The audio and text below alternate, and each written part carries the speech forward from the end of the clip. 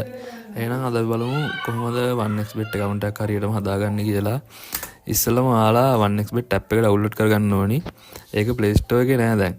ඒකින්ද ඔයාලා Chrome එකට හරි ඔය මොකක් හරි browser එකට ගිහිල්ලා 1xbet download කියලා මෙන්න මෙහෙම මේ search කරන තැන search කරන්න.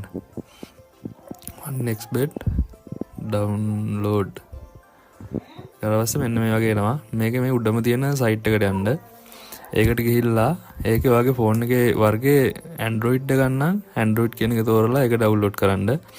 Apple එක ගන්න තියෙන්නේ මෙතන iOS කියන එකට ගිහිල්ලා එතනින් ඒක download කරගන්න. දැන් මෙතන මගේ තියෙන Android නේ මම Android කියලා දෙනවා. මම ඉස්සෙල්ලා download කරලා තියෙන හින්දා මෙන්න මේ වගේ message එකක් එනවා. ඒක මම ආයෙ download කරනවා. ඊට පස්සේ මෙන්න මේ වගේ උඩින් පෙන්නනවා මේක. ඔහොම ටිකක් වෙලා ඉන්නකොට මේක download වෙලා ඉවර වෙනවා. දැන් මෙතන ගියාට පස්සේ මෙන්න මේ APK එක වෙන්නවා downloads වල. ඔකට ගිහලා ඒක ක්ලික් ටච් කරාට පස්සේ මෙතන තියෙනවා මේකෙන් just trans දීලා install කරගන්න. install කියන එක දුන්නාට පස්සේ ඔන්න app එක install වෙනවා දැන්. පොඩි වෙලාවක් යනවා. හරි. දැන් මෙතනින් open කරගන්න.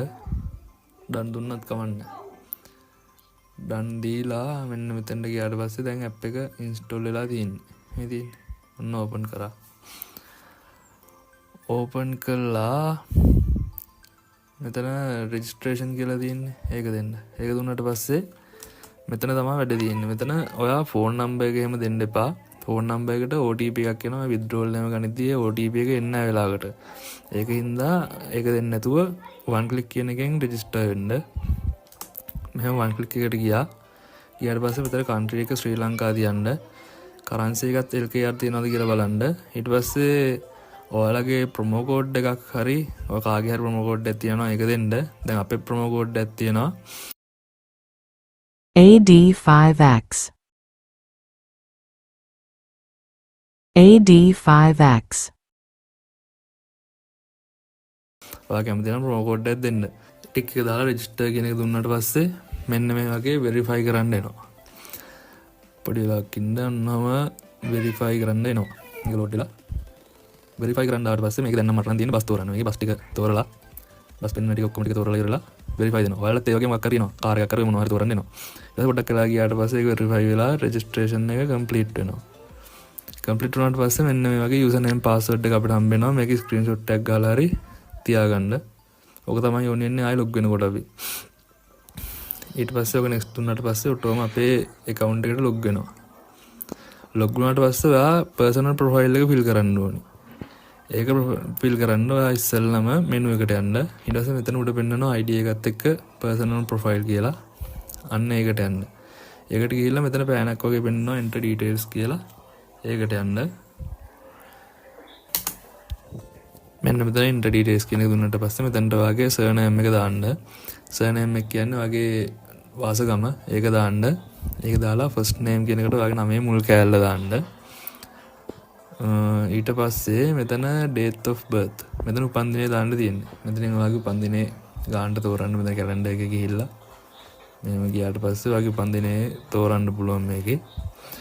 එහෙම උපන්දිනේ තෝරන්න හරි. ඊට පස්සේ ඒක ඕකේ දෙන්න.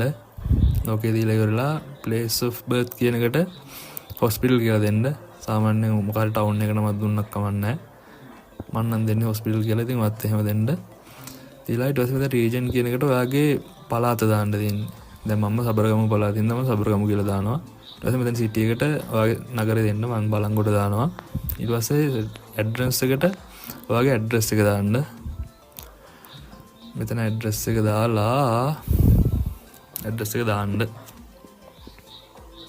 හරි. ඊගාට දෙන්න ID document. මෙතන ඊට පස්සේ ඔයා ගිහිල්ලා මෙතන document type එක තෝරන්න ඕනි. මෙතන national identity card NIC එක තෝරනවා.